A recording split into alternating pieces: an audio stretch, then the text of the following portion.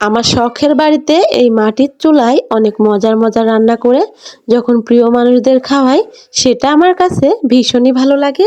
সেই খাবার খেয়ে যখন অনেক বেশি তৃপ্তি পায় আমার পরিবারের মানুষগুলা, তখন আমি আমার মন থেকে অনেকটা শান্তি পাই। আসসালামু আলাইকুম প্রিয় ভাই বোনেরা, সকলে কেমন আছেন?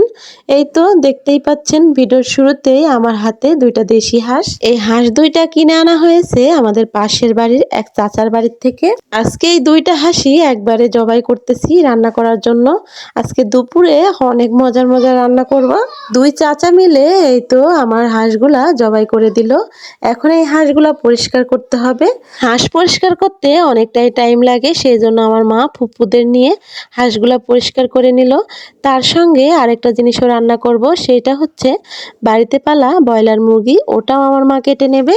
এদিকে আমি রান্নার জন্য যা কিছু লাগবে সব কিছু গুছিয়ে নিয়ে চলে আসছি আমার এই তো শখের রান্নাঘরে। আজকে রান্না করব হাঁসের মাংস, মুরগির মাংস, করলা, আলু ভাজি ও পোলাও।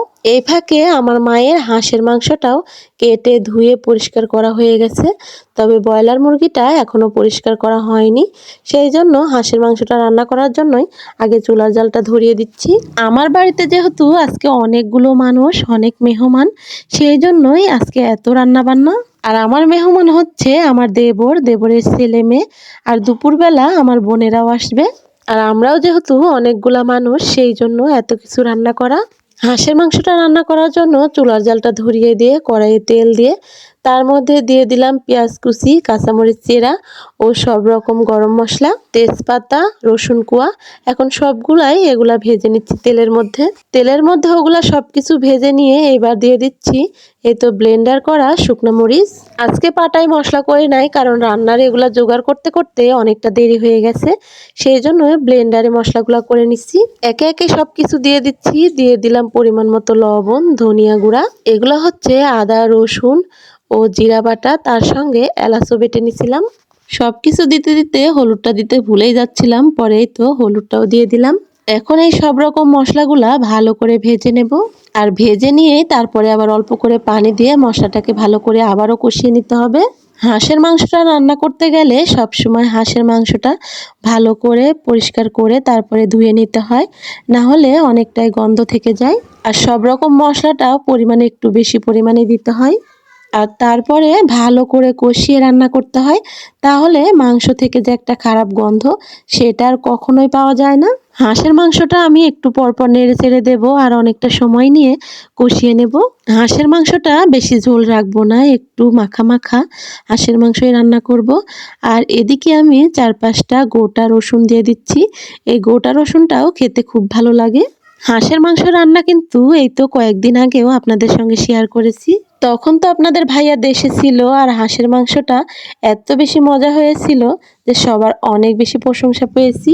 তবে এখন যেহেতু আপনাদের ভাইয়া নেই, তার কথা সব সময় মনে পড়ে। আর ওই হাঁসের মাংস খাওয়ার পর থেকেই সবার অনেক বেশি লোভ লেগে গেছে হাঁসের মাংস খাওয়ার জন্য। আজকের এই দুইটা হাঁসও অনেক মজা করে রান্না করতেছি, সেটা আপনারা দেখে অবশ্যই বুঝতে পেরেছেন। হাঁসের মাংসটা ভালো করে কষিয়ে অল্প করেই পানি দিয়েছিলাম, সেটা আসলে আপনাদের সঙ্গে শেয়ার করা হয়নি। আর এদিকে মাংসটা হয়ে আসতেছে। এখন এর মধ্যে আবার এই তো কয়েকটা আমার মা আবার কাঁচামরিচ দিয়ে দিল। একটু সময় চুলার পাড়ে মাকে বসিয়ে দিয়েছিলাম, আর হাঁসের মাংসটা মা নামিয়ে ফেলছে। এদিকে আমি চলে আসছি, এবার ব্রয়লার মুরগিটা রান্না করব। এগুলো হচ্ছে বাড়িতে পালা ব্রয়লার মুরগির মাংস।